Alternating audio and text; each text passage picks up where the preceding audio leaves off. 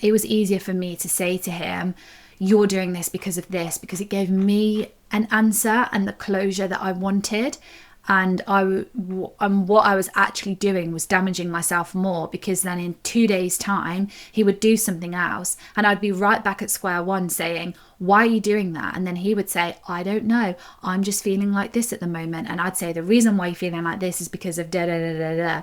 And then I would get myself into a whole other situation.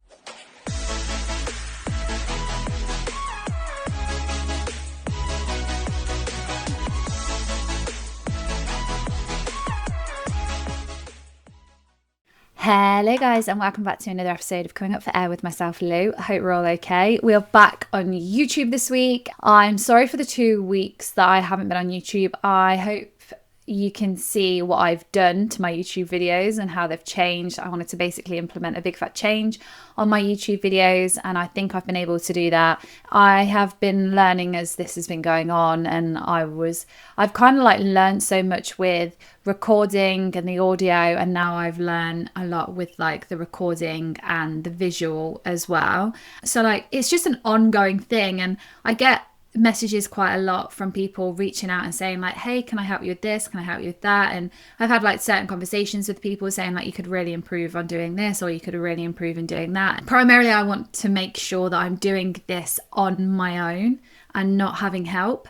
And I know that the next thing for me will be to buy a 4K ready screen, so then the quality of these videos go up, because very expensive to do this sort of thing, and there are content creators out there that have a lot of money, a lot of disposable income, and they're able to invest in like all the most incredible gear. However, just like I like my podcast episodes to be relatable, I like the storyboard of me becoming a content creator to be relatable as well, because yes, I have a story to tell, but I am just a normal person who just decided to start posting her breakup on Instagram and TikTok, and then created a podcast. I've had realistically, I had help with an editor before when I was just getting started. I've now taught myself how to edit. I've taught myself how to upload onto YouTube. And I think there are things that, yes, could be better, but it is a case of like investing more money into my platform. And I want to be able to do that. But I also, like I always say, just keeping it real, I also have bills to pay. I also want to go on holiday. I also have like events that I want to go to. And,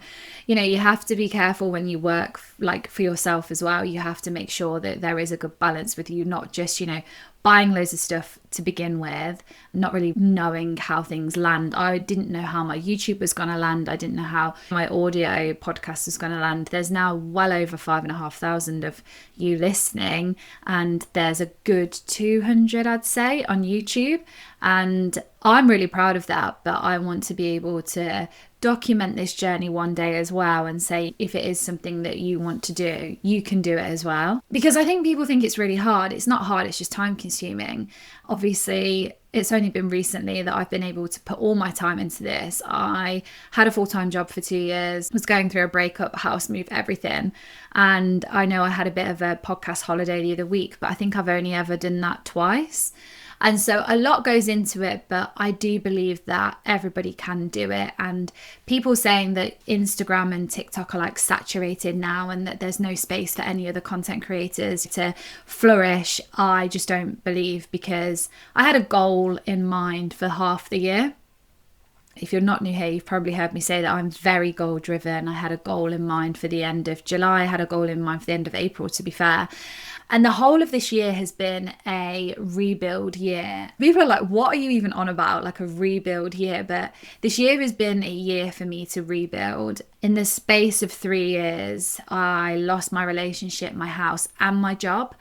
And I think anybody that has gone through something like that will need time just to kind of like decompress. I think that people think that they can't get involved in the content space and they can't get involved in the social media space. And I'm not going to lie, I thought the same. When I first started, I thought, oh my God, is anybody actually going to listen to what I've got to say? Is anyone going to actually invest in my running? Is anyone ever going to, actually invest in my breakup? And it turns out that people do. And I always say to people, if you've got a story to tell, like, tell it, because there'll be somebody out there with the similar sort of story. I can't tell you how many DMs I get, like, our stories are so similar. And I always say that when I was going through my breakup, I felt like I was the only person in the world going through it. And sometimes, you know, knowing that other people have going through it doesn't help. But when you hear from people and they message you and they say, like, I understand how you feel, it's a completely different ball game to have your feelings validated, as well as like the things that you went through. And yeah, I think now I'm fully focusing on building, and it's hard because I actually got a message the other day from somebody that was like, I'm not ready to go on the big fat holidays. I'm not ready to go traveling. I'm not ready to sell my soul. Like, my ex is doing this, and this. And I remember messaging her back and being like, I completely get that. Like, I did the girls' holidays. I did like the events and everything, the races. And I went to everything following my breakup like last year, because I was in between buying a house and I had the biggest disposable income ever. I was still employed. So I was saying yes to everything. And now people are looking at me as if to say, you're 3 years post breakup. Like, what now? What's next? Where are you going? What are you doing? And I'm like, I'm having a year where I'm rebuilding and decompressing and just building a life where I will never have to say to somebody, I can't do that because I need to request annual leave, or I can't do that because so and so, your business doesn't allow it.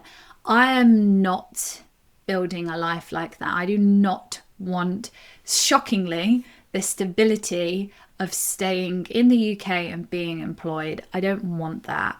I want to build a life of total freedom. And I actually, then there was a reason why I wanted to bring this up, because somebody messaged me the other day. I very, very, very rarely get hateful messages, and I can never pinpoint who sends them. I don't know whether they're people from, you know, my ex's family or like my ex's sort of circle. I never know whether it is, or whether it's just a randomer that's just found me on the internet, you know. I mean, I have quite a few followers, so it could be anyone, but someone said that I was cashing in on my breakup. And it annoyed me because I thought, I'm not cashing in on my breakup. My breakup was awful. I'm helping people, and in order for me to help people, it takes a lot of my time. So obviously I'm going to have to make money somewhere in order for me to continue helping people. I don't look at an author of a book and think, God, they're cashing in on her story. I think, thank God for this book. It's made me feel so much better.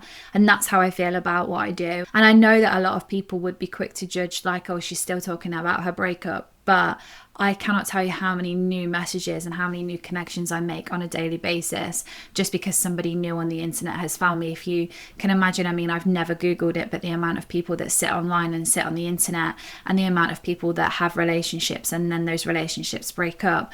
I'm talking to an audience of a lot of people.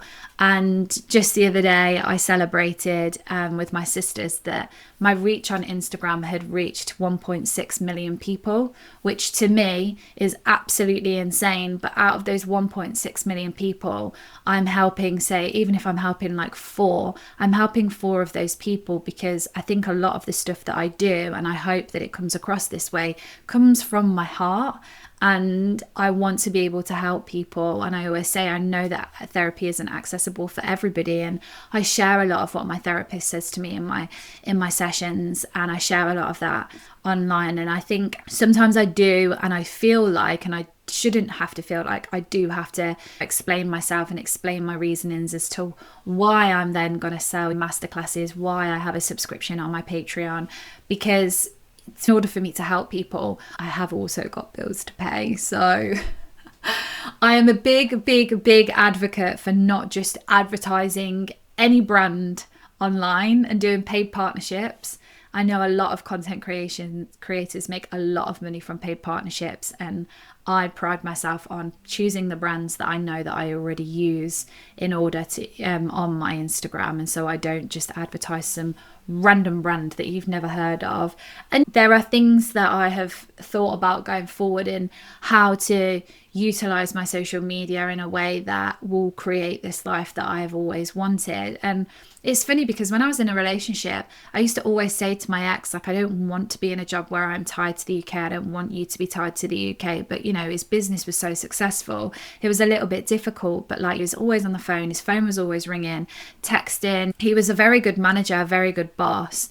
But ultimately that meant that a lot of stuff laid on his shoulders. We would be on holiday and he would be off on the phone and not really switching off. And now I have said on my Patreon that meeting somebody who's got a job that potentially doesn't allow the flexibility does give me anxiety a little bit. I'm like, oh, what happens if I have a life that I've created where I can just work from anywhere, and that ultimate dream of being able to work anywhere in the world, and they don't have that? How does that look like for me? And all of these things are things that, like, I'm not saying it's bad, but all of these things are things that I'm going to have to think about going forward. Things that I, didn't think I would ever have to think about because I never thought I was going to be single in a position where I'm like, oh, what's my new partner going to do for a living? I don't really know how I got onto this. I think I was talking about goals and like the year and stuff, and the fact that I have got a lot of goals, and it's probably been the first year where I've had goals where they haven't been related to my breakup, and that they have been predominantly goals on like career goals and goals for me to achieve things. But it's one of those years that I'm going to look back and be like,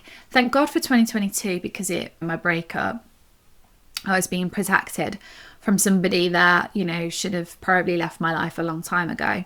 Thank God for 2023, because I was able to see the strength that I had during my breakup because of buying my new house and seeing my ex get into a new relationship. And thank God for 2024, because I was able to move into my house, make it my own, and have the most fun. 2024 was so fun. And thank God for 2025, because I actually was able to rebuild and actually focus on my career, focus on my job, focus on my life and my future. And you'll know going through a breakup that it is so difficult to focus on the future. And I've not been able to do that because I could barely see past the end of the week, because I was like, how on earth am I going to make it till the end of this frigging day, let alone what I'm going to do career-wise in the future. So I just wanted to share that, because I think I've had quite a few messages of people saying like, oh, your healing videos are really encouraging, but like I feel like this at the moment. And I always say I'm very clear in saying that it's taken me 3 years to get here, and it's 3.5 years, and then at the end of this year it'll be 4 years, 2026, where my breakup doesn't feel like yesterday for me anymore. It feels like a long time ago, but actually in terms of where my life is, I'm still very much rebuilding, and I think that is totally okay. And when people look to me and think, why is she not here? Why is she not there? Why has she not got a boyfriend? And the fact of the matter is because sometimes that's just not how it works.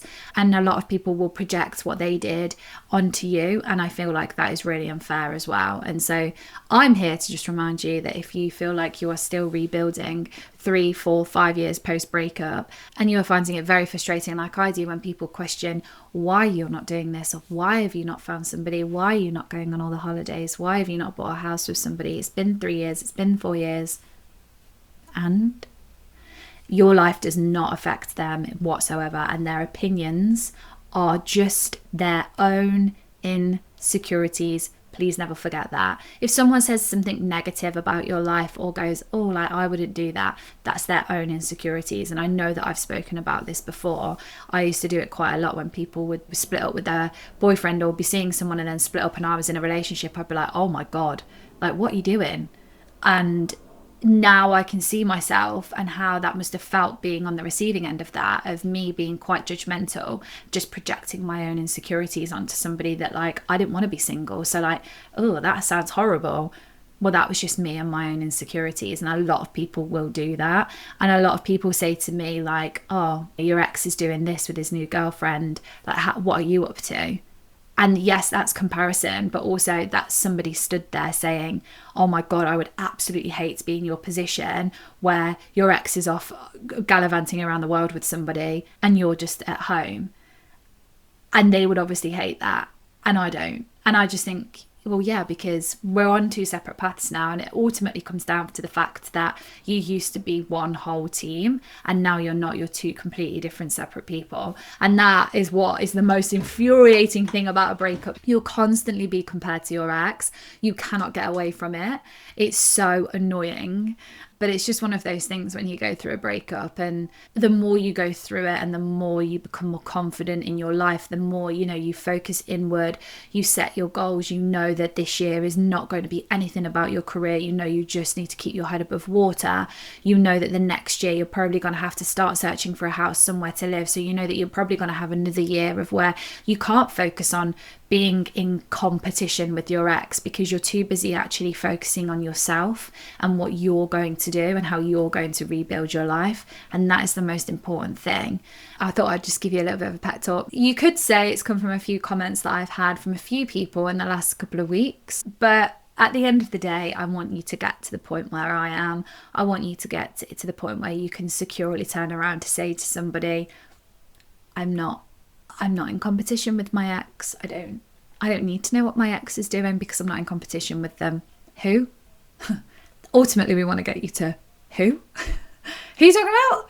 Anyway, in this episode today, I want to talk to you about the fact that you might not be able to control what your ex is doing, what your ex is deciding to put on social media, who your ex has decided to go on holiday with or on dates with.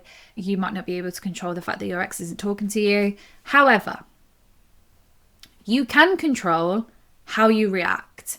And I'm going to do this in terms of now it's quite nice. I'm able to talk on being single as well because I've been single for so long, but I've been single now in a way that I feel like I've explored other connections. I sound like I'm on friggin' Love Island, which funnily enough I was actually asked to go on, but as a 32-year-old woman and looking at that there's 22-year-olds I think in this episode, in this series of Love Island, I don't think I'm going to be doing.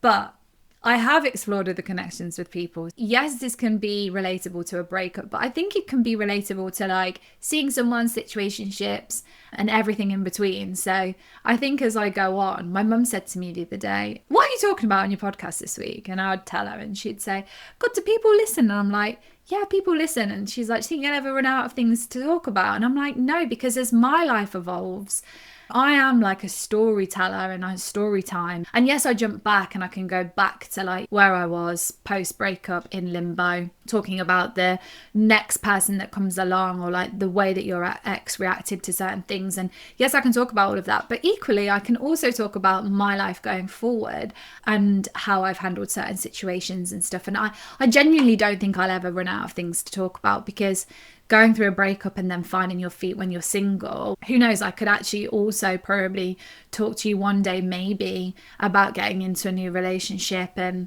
I've always said that I'd keep my new relationship offline. That doesn't mean that I wouldn't share things on it. So I don't think I'll ever run out of things to say, which is hilarious because I think that some people think that there'll be an end to this and we're just getting started. So the podcast is just the beginning. I have got huge plans that are all shaping and taking place at the moment. And like I said, I think some people might think, God, when is she going to shut up? And unfortunately, I'm not. But that's good for everybody that's listening because I'm always going to be a helping hand and a listening ear to you guys. So yeah, you feel so out of control when you're going through a breakup. I thought I would just talk to you about something you can control, and the thing that you can control is your reaction. And so I thought I would just deep dive into that. So without further ado, guys, let's get into it. Sorry guys, here I am saying I love doing stuff on my own. My phone died, my laptop charger was nowhere to be seen in the vicinity of this office. So I just had to restart everything. Anyway, we're here, we're back, we're on, we're cooking with gas. So what I wanted to start off by saying was that when you first go through a breakup, you feel so out of control. And I talk about it. It's one of the main things that I talk about. And it's like being out of control.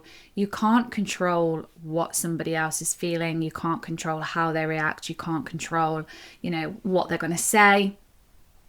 And for someone like me, who is a self-proclaimed control freak, that made me feel 10 times worse. I was already trying to work out what was going on. I was already trying to like grieve my, relationship. I was trying to come to terms with the fact that like I'd gone from sleeping in the same bed as somebody one morning to not the next. And it was so overwhelming for me.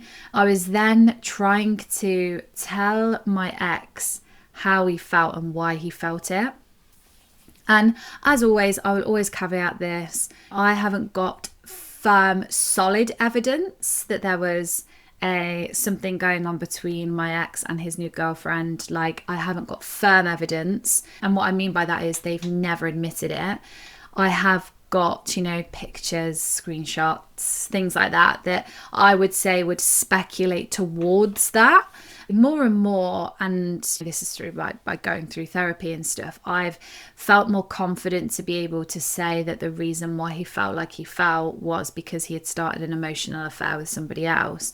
And he knew that A, that would have broken my heart, and B, would have probably affected the way that people looked at him. He did not want to be known as, a cheat. He didn't want to be known as that type of person. So I think he protected himself quite well. And the way that he did that was obviously making me believe that it was all in my head.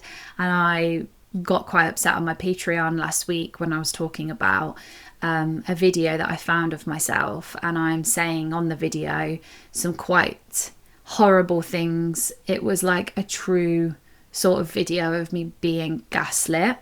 And at the time I didn't know what gaslit meant.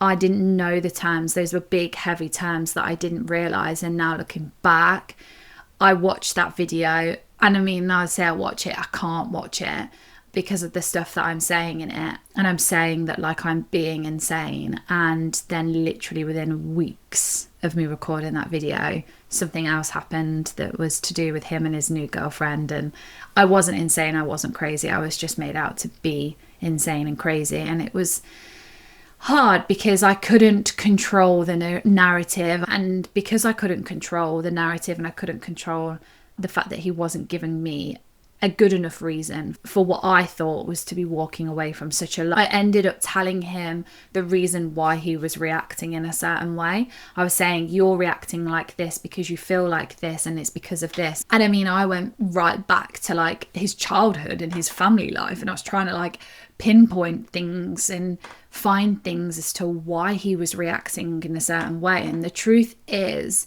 you can't control what they did, why they left, and how they feel.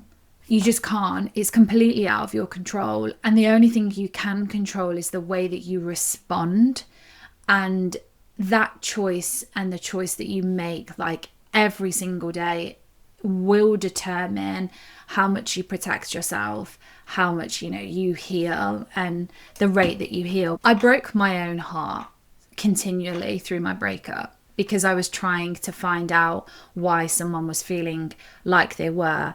I wasn't looking inward and thinking, okay, so how is this going to impact me? How am I going to react to this? If I react to this like this, is that going to cause me more harm? And 99% of the time it did.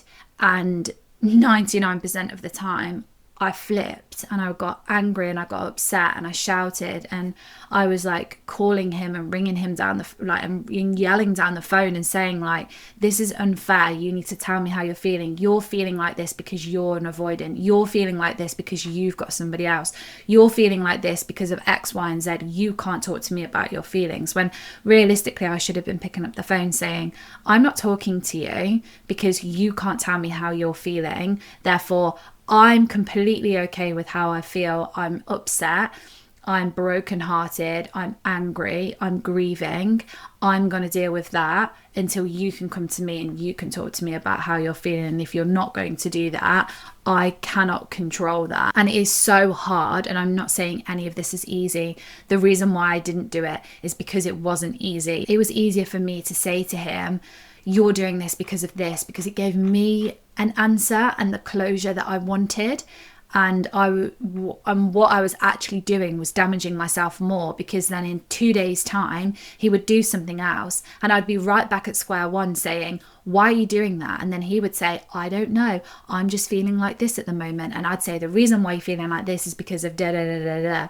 And then I would get myself into a whole other situation that it was like this toxic cycle. And it got to the point where my ex is saying, like, we physically cannot have these conversations on the phone anymore. And I was saying, well, duh, like, come and speak to me.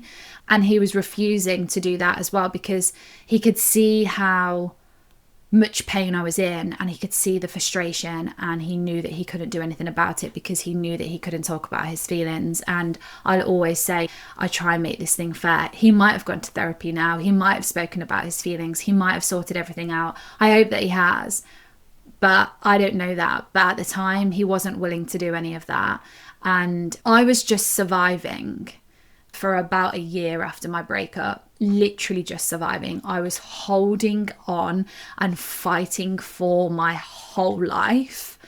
And I think if I'd have come to terms with the fact that I couldn't control how they were feeling, but I could control my reaction, I think I probably wouldn't have felt like I was fighting for my life for such a long time. And I remember my therapist saying to me, and it's funny because this is what's prompted me to do this episode, because it's come up more recently. My therapist said to me, like, choose your focus or it will choose you. And this is what I meant at the start of this episode, that like, I'm able to talk to you about, yes, I'm able to talk to you about my breakup and like how it was with my ex, but I'm also able to talk to you about now, like, exploring new connections and seeing somebody else. Because more recently I've brought up in my therapy that like, I'm not pushing people away, but like, I feel like I'm over analyzing how they're reacting, and I'm over analyzing little things like, oh, they didn't text me back that night, like just things like that. And I think coming out of a relationship when you've been cheated on, it's totally normal to have trust issues. And I even think that coming out of a relationship that you haven't been cheated on but you've had no closure, I think that's also really okay to have trust issues. And after my breakup, I was like fixated on what he was doing, who he was with, whether he was going to come back, and like what narrative he was saying about me. And we had mutual friends, and I was able to kind of say to them, like, have you spoken to him? What's he said? And I was hearing the narrative that he was telling people, you know, we were fine. I heard that like we split up on mutual grounds, which just spun me. I was like, mutual? No. And I let my mind run wild, and I got into like obsessive loops, and I would wind myself up, and then I would go looking for like evidence. Where's he been with that? Looking at his last scene online, looking at what he'd been up to, and I became this just hub of like, what is he doing? Not what is what he's doing to me. It was just all on him. I was just permanently obsessed with like looking and trying to find out like what he was doing, because contact had gone minimal and we were trying not to talk, and it just made me feel like completely out of control. And when your mind does this, it's so difficult to get out of that loop, because you can't control where they are. You can't control who they're with. You can't control like who they're talking to. And I remember I got a message from somebody who didn't know that we had split up, and it was a screenshot of him with somebody else in like this kind of beach club environment. And they were like, hey, it was the only hey girly message that I've ever got. And that probably won't mean anything to you if you're a guy. And I always try and say that my content is for girls and guys, but the hey girly message will probably have absolutely no relevance to a guy. A hey girly message is the message that you dread coming into your inbox. Hey girly, or hey girl, so sorry to have to do this. Honestly, your heart drops.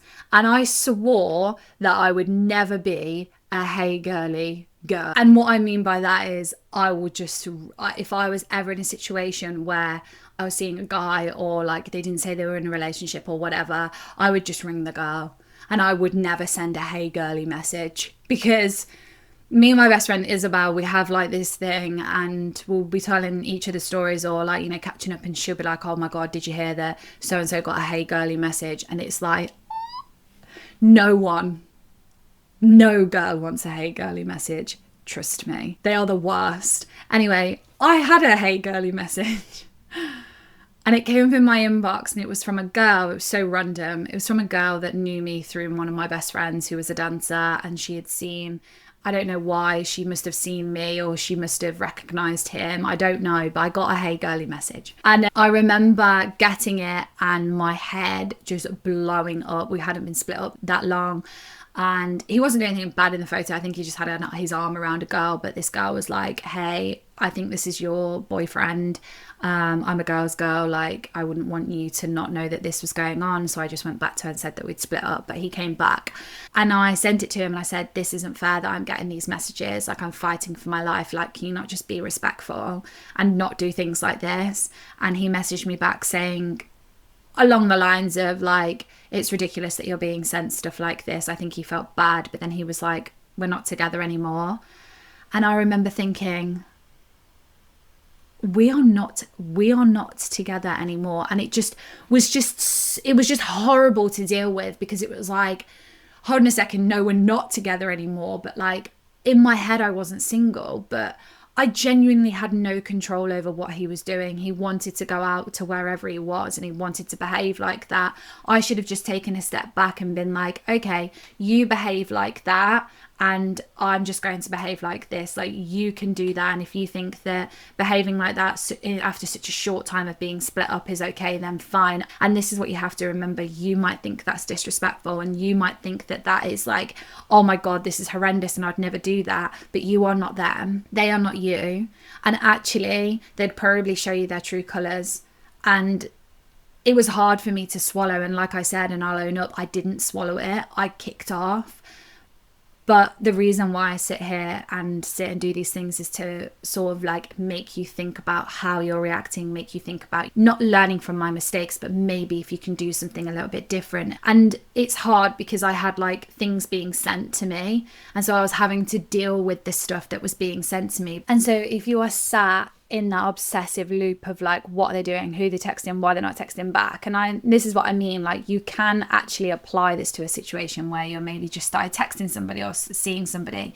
If you are getting sort of wound up because of how your ex was during your breakup, which is kind of like where I used to sit. I'm obviously working now on my future and how that looks and how I want to act and who I want to be in my future relationships and stuff. But I think it's really difficult at like the start of a breakup where you're like in this obsessive loop. You have to tell your brain that you are still in charge of your life. And life is still happening. Life is still going on. Even though you are obsessing over like what this one person is doing, your life is still going on. And I forgot that I had to get up and, you know, eat and sleep and shower. And there were other things in my life than just what my ex was doing. And it sounds stupid, and for somebody that isn't going through a breakup, they'd be like, what are you even talking about? But your whole life is consumed as to what they were doing, and that's what I was doing. And because I had time off work, I was like literally laying in bed thinking, who are they talking to, why are they online? Like, it was horrible. And what I'd forgotten was that I was in complete charge of my own life. Completely. I was completely in charge of that. I was partly in charge of my relationship, but not really anymore because the decision had been made for me. But my life and what I was doing, and sort of getting down to like the granular nitty gritty of like, you know, what I was having for dinner, where I was going in the evening, who I was spending time with, you forget that you are in control of those things. So when people say distract yourself and you think, duh, I'm trying to distract myself. Yes, that is part of my advice. You need to distract yourself when your mind goes into this obsessive loop and you're probably thinking, yes, but how? The way that you tell yourself that you have got to get out of this loop is to just remind yourself, remind your brain that you are completely in charge of what you do next. What is happening right now? And if you actually take yourself out of what your ex is doing and why you can't get hold of them and why they haven't texted back, and you actually ground yourself and you say, hold on a second, I'm sat in bed, I haven't eaten, I haven't left the house today, I haven't done my hair, I haven't washed my face, I haven't checked in with my parents. What can you control? What can you do to ground yourself in that moment to stop that obsessive cycle? And I didn't do any of that. And I would lay in bed for hours just stressing over the fact that he hadn't texted me, but I could see that he was online. And like in the weekends, I would be obsessed with the fact that, you know, I'd see him being tagged in certain things, in certain places that were making me think, oh my God, he's with so-and-so, or he's with her, he's with him. He must be doing this. Again, I wasn't thinking like, hold on a second, it's the weekend. I've had a rough week.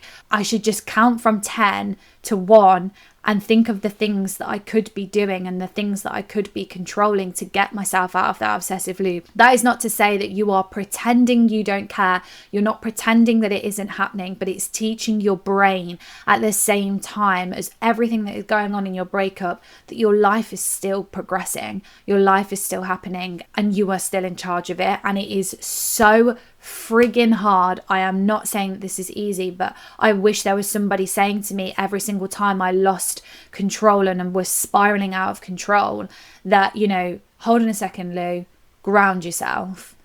What is going on now? Like, what are you going through now? And what is happening? And my narrative always took me back to, I've lost everything. And you need to flip that narrative to, I'm gaining myself. I'm regaining control of myself, because a breakup will make you lose complete control of yourself. It will make you lose touch with yourself. It will make you lose the whole like looking after yourself thing just goes out the window when you go through a breakup. You don't look after yourself. You're just constantly thinking about the stuff that you've lost and your future, and you know, you're grieving things, and that is totally normal. I try and give you mindset tips, and my mindset tip here is you haven't lost everything. It's kind of like the episode that I did with like, I would constantly tell my ex that he'd ruined my life.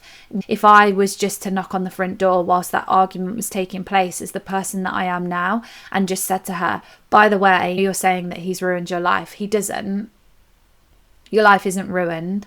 Like, you're temporarily having to grieve a life you thought you had. He doesn't ruin your life. It's the same here. You haven't lost everything. You still have yourself. And what you need to remind yourself is that the minute that you lose yourself, the minute you will spiral, and you will end up in situations that I was in where, you know, I call them, I can't get off the bathroom floor, I can't get off the kitchen floor situations. They're situations that I cannot cast my mind back to because I lost complete control. I lost control of my emotions and I completely neglected myself. And I am trying to prevent everybody that is going through a breakup and everybody that is finding themselves in these situations, I'm trying to prevent you from going there. Because often the wake-up call doesn't come soon enough. And that is something that I definitely experienced. Like, my wake-up call didn't come soon enough. I didn't have the, what the hell am I doing situation. I had that probably last year. Like the wake-up call of like, was the relationship that great? And I think it's hard because I will always be so positive about my relationship, and I will say, you know, it was the best relationship that I could have possibly wanted growing up, and it was like the best relationship to have from like teenager to adult. And I think now when I look back, it probably wouldn't be the best relationship going into adulthood. And I remember one of our mutual friends' mum, I'd seen them in the pub, mum and dad. I remember her saying to me, you were kids. And it's so true, because like we grew up together and we had to grow up together, and we didn't know who we were going to be as adults, and we grew through our relationship. And everybody just thinks that because you've grown up together, you're meant to be together, but people do change. And sometimes and I'm learning more and more and more that my needs weren't fulfilled, and he'd probably say that his needs weren't fulfilled as well, and he probably had things on the back burner in the back of his mind that he wanted to do, and he thought, God, if I do this, then Lou's not going to be happy about that. And I had things in my head that I would used to think like, oh, I don't want to mention that again because it angers him or he gets annoyed, and I don't want to prevent him from having to do that and stuff. And it was so true, because instantly when she said that you were kids, I was thinking, no, we weren't. Like, we had a house together and we were engaged, we were planning a wedding. No, that was for 3 years of our relationship. For the 11 years that became before that, we were kids and we were growing up, and the relationship at the time was truly meant for me. However, going as an adult and moving through life, and I've learned that the things that I was asking for, I wasn't asking for a lot. And you will learn that the things that you're asking for, you're not asking for a lot. Because like I always say, and I say it a lot to everybody on my Patreon, somebody will come along and will do things that you used to have to ask for, and you will be like, what the hell? People actually do this of their own accord, and I don't have to tell them to do it. And it's like a bit of a moment where you think, oh my God. And I have to stop people sometimes saying to me my relationship was a waste of time, because people always say to me, in fact, it is one of my most asked questions, how do you get away from the fact that my relationship seems like a waste of time? What a waste of, for me, what a waste of 14 years. I don't think of it like that. And I know that it's really hard to not think like that. And it's taken me a long time to think that it wasn't a waste of time. It never was a waste of time. I learned so much, and now I'm able to go forward and think, what were the parts of the relationship that didn't serve me, and what are the parts of the relationship that I do want to take forward into a new relationship. There are going to be things that you think, oh, I'd quite like that to go into a new relationship with me, and there are things that you think, absolutely not, that will not be coming into me, because were you dimming parts of yourself? And I definitely was 100% compromising too much on my time and his time. And I always say this, and I always say, that I like to defend his side as well. There's not one part of me that ever thinks it was a waste of time. And there was not one part of me that ever thinks that he was doing certain things on purpose. But I was 100% dimming myself and compromising and ignoring red flags, because I was so worried about being on my own. And as painful as it sounds, and as painful as it is to admit that, you can't go in on yourself on that, because you knew no different. And I didn't know any different. It was my first relationship. And now when I think about getting into a new relationship, I think, over my dead body is that going to take place? There is no way I'm doing that. I'm not allowing somebody to get away with stuff like that. I can pick up when I'm being gaslit. I can pick up when someone is just doing something just to make me shut up, basically. And I think one powerful exercise that you can do in it, and my therapist made me do it, was to imagine yourself 5 years from now.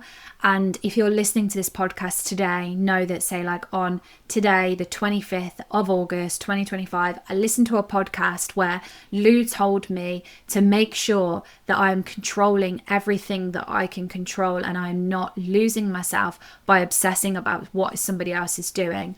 I have realized that my relationship is not a waste of time. It wasn't a waste of time. I've accepted that I'm grieving a whole relationship, but also, where do I want to be in 5 years' time? And in 5 years' time, am I going to look back at this moment and think, thank God I pressed the big fat reset button on my breakup? I'm not telling you to stop grieving. I'm not telling you to stop having the conversations and stop getting sad. I'm bringing you back down to earth, where I'm saying to you, what are you controlling in this situation? Find your voice. What are you not happy with them saying? I was very firm a few months ago when someone was talking to me of the opposite sex. I said, there is no way that you are going to get away with speaking to me like that. I would stand for it in an old relationship, but I wouldn't stand for it now. So please don't speak to me like that. I'm very, very, very firm in my boundaries, and I know exactly how I think I should be spoken to and what I think is respectful. And sometimes I would bend over backwards for my ex and not get bent over backwards for. So I don't want you to listen to this episode and be like, I'm not ready to do all of this stuff. No one's ever ready in a breakup to put themselves first, because you are in this obsessive loop of what are they doing, who are they with. But no one can tell you when you're going to be ready. But I wanted to do this episode to remind you that you are creating your own chaos by obsessing over what they are doing, and you are not controlling what you can control. And that sounds like a stupid statement now I've heard it out loud, but you're not. Like, you're not controlling what you can control. So your brain is on overdrive because it is so out of control. And that's where I was. I didn't have any structure in my life. I completely lost any form of routine. Like I said, I wasn't at work.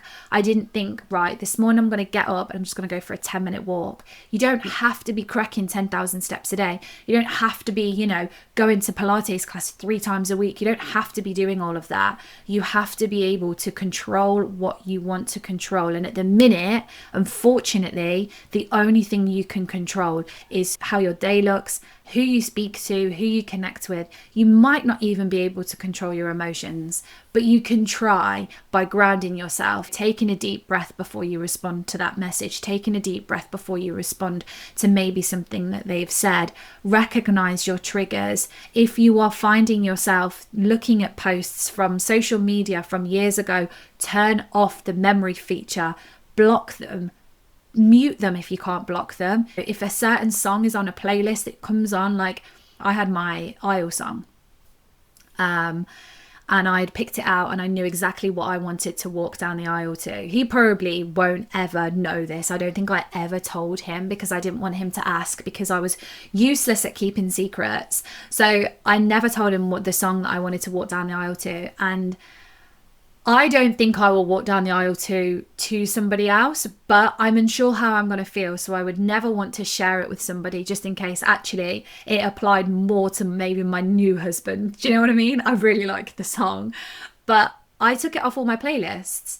And the other day I was at my sister's house and it was on one of her playlists. And I was like, sorry for my audio listeners, you wouldn't have seen that, but I was so shocked. I had not heard it since the day he left. It was the first thing that I remember my therapist doing. I used to say that music was the way that I calmed down, being able to switch off the world. I still do it now when I want to get through some stuff. I put my headphones in, I switch the world out, music on. It's just, I've always been like that. And she said, take away triggering songs. Take away songs that you associate your ex to. I have the funniest version of him dancing to this song around the island unit. Whenever I hear it, I can just imagine him dancing around the island unit. It went.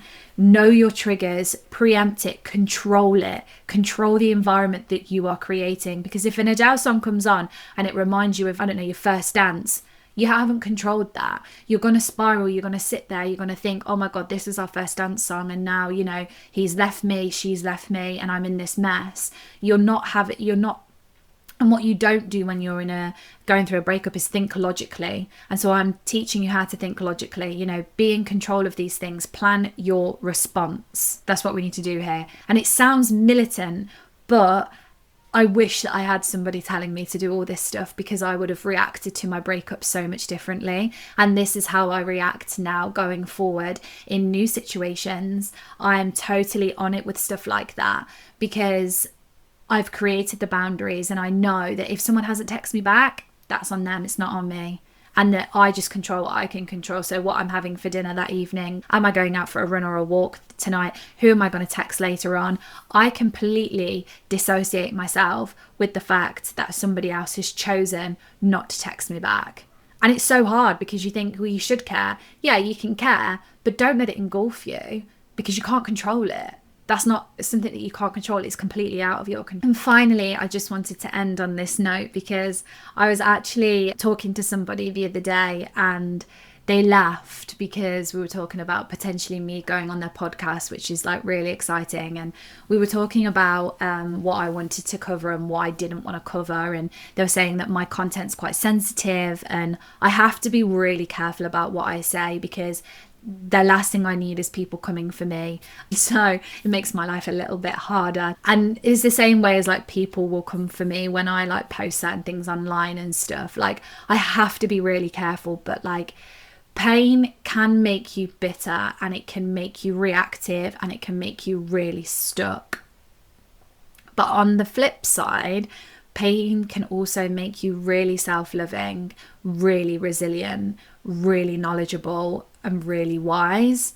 And I think sometimes you have to choose what version you want to be outside of this pain, and just remember that how people are perceiving you now doesn't actually mean you're going to be that person forever. And the person I was speaking to was asking me, and she said to me, like, did you ever pretend to be okay? And I was like, oh God, yeah. Like, I pretended to be okay. I had the best eye drops and the best under eye bag patches you have ever seen. I spent a fortune on them. I used to sleep in an ice mask to depuff my eyes, because I would go out and I would face the world as someone that was not bothered by their breakup at one point. You know, when you go through the unbothered phase, like posting all over social media that you're not bothered. I did that and it ruined me. It absolutely ruined me. Pretending that I was fine ruined me.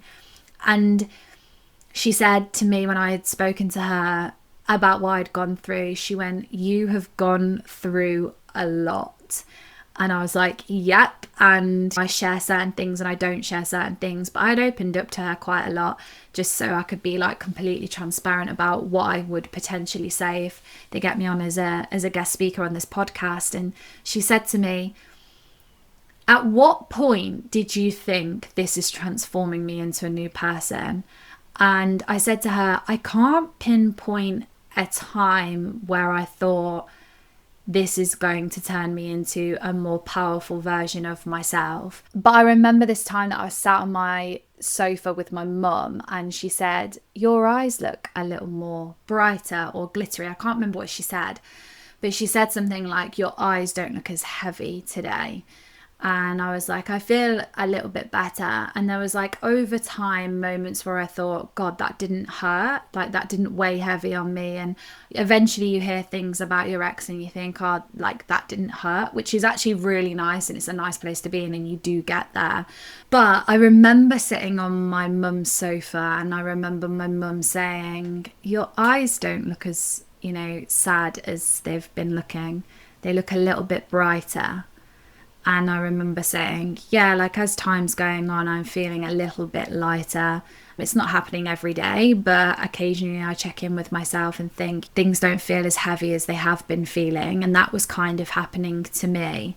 And I remember having this conversation with my mum. And I remember at the end of this conversation saying to her, I'll be back 100%. Give me 5 years. And she said, 5 years? And I said, yeah, 5 years. Give me 5 years.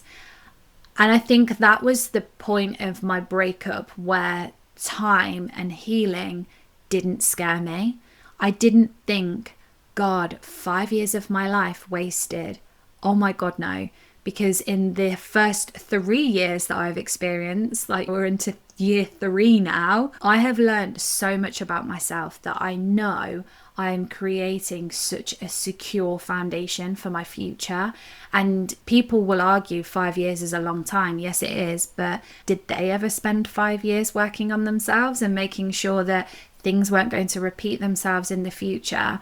I will never get this time back in my whole life. I will never have the opportunity to fully focus on myself, on my job, on my career, on my family, on my future relationships. It is so rare these days that people see the positives in being able to sit on your own and learn about yourself. And now I think I learn less about myself as a person and self-love, more about where I'm heading in terms of my future and where I want to live and what I want to do and I want to do for a job. I touched on that in the start of this episode. And I'm so glad that I said to my mum, give me 5 years, because I can go back to her after it has been 5 years and say, do you remember when I said give me 5 years? I didn't mean give me 5 years and in that 5th year I will just about be over my breakup. I meant give me 5 years because I'm going to have to grieve, be sad, move forward, accept my life isn't going to look the way that I wanted it to look 5 years ago. I'm going to have to, move house, get a new job, create a business, start a career, move countries if I want to. Give me 5 years. And when I was asked that question, whether there was a point in my breakup where I thought, oh my God, this is a turning point for me, I would say that was probably one of the poignant moments, and it is going to be a poignant moment for me in the future when I look back. And it started because my mum said, your eyes don't look as sad, because I was in the absolute trenches, the pits of my breakup. And at that point, I said to my mum, she'll be back 100%. I knew I would be back. And I knew whatever I was going to create out of my breakup, and I knew the life that I was going to create post-breakup was going to be the most fulfilling life. And I also had accepted that if I had stayed in that relationship, my life wouldn't look anything like it does now. And I'm always careful about saying that my life is better than my life in my breakup, because I don't really like putting that out there. But my life is definitely more fulfilling. And the fact that I said to my mum, give me 5 years, that by the time I'm 35, I would have not only got through one of the biggest heartbreaks of my life, moving house, being made redundant, losing my job, losing a circle of friends, losing my entire future, I would have built from the ground up everything that I lost and 10 times more, because there is no way that I would be sat here with the friends that I have made, the most incredible friends that I've made since going through my breakup, people that I've only known 3 years that I feel like I've known a lifetime. There was no way that I would have half the opportunities sitting in my lap that I have if I had stayed in that relationship, or if that relationship had stayed with me, should I say. And there is no way that I would have the complete trust and confidence that I have if I hadn't gone through that breakup. I wouldn't be half the person that I am today. And I just wanted to end with that, because when I was asked that question, I thought, no, there isn't a moment where I thought, oh my God, this is it. But there was definitely a moment where I thought, no, give me 5 years. She'll be back. So I hope that episode helped. If you want me to cover anything, I put a question box out on my Instagram today, just asking if anybody wanted me to cover anything. I take all of them on board. I screenshot them, I put them in a file, and I will make sure that I will slowly get through these topics. Like I always say, guys, if you want me to cover anything, or you think, have I covered that? I cover so much on my Patreon. You can follow the link in my bio. It takes you straight to my Patreon. It's £4.50 a month, which is less than your price of coffee or a matcha if you drink matcha. Who drinks matchas? Honestly, I don't get the hype. I honestly don't get the hype, but my Patreon, where you get 2 extra episodes a week of my podcast, is definitely more beneficial than your fancy little matcha that you're going to post on your Instagram. I don't get the hype, sorry. I love a hype. I don't get the matcha hype. Sign up for my Patreon instead. Listen to the additional episodes. Come over there. Let's have a chat. If not, guys, I will speak to you in the next episode. Look after yourself. Have a brilliant weekend. Bye.